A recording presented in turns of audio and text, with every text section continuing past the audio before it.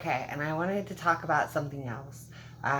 Pretty much how being transgender and has affected me for the past 2 or 3 years.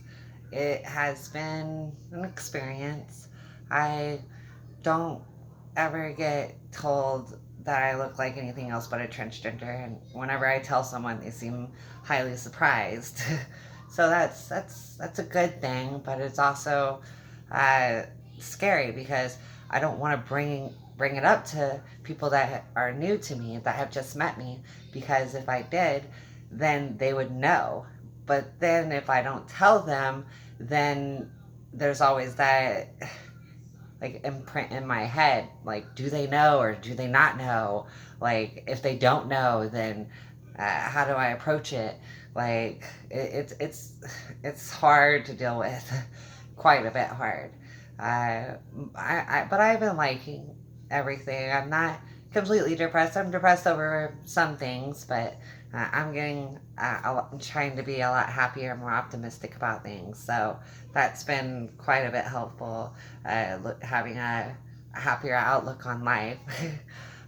My business, it hasn't been so great because my medicine has made me weaker, and I have to lift mattresses constantly, and it's really difficult to be able to do so because the medicine transfers fat or muscle into fat and distributes it, which is kind of hard to get used to. But I have an old business friend of mine who we're thinking about starting a new business venture together, in a type of business that we used to operate. So that's kind of exciting. I don't know how well it's going to turn out. I guess I'll let you guys all know how it turns out. But then if it does turn out good here in like a year or so, I used to own a furniture and thrift store, and I used to sell stuff out of it, and it was fun. My kids loved it. They were younger then, and they remember. So, yeah, it must have been impactful to them as just as much as it was me. It was a lot. It was a lot of work, but hopefully, because of my mattress gig, I receive a lot more than I used to when I owned that store, and because of that, I think that it would do a lot more successful because it seems to be one of the biggest things that I used to sell and still do sell. Actually, the only thing I do sell currently. But that with him, my whole partner, having friends with auctioneers, and hearing that the storage wars, if you will, has digressed by quite a bit. So there isn't that much of an outcome. So as far as thrift stores are concerned, it's easier to obtain items out of the storage units. But so I'm kind of uh, hopefully expecting that to increase. We're also going to eventually buy semi truckloads of furniture and sell them out of the store as well. I mean, it's all in due process. There's a lot of different steps that have to be accounted.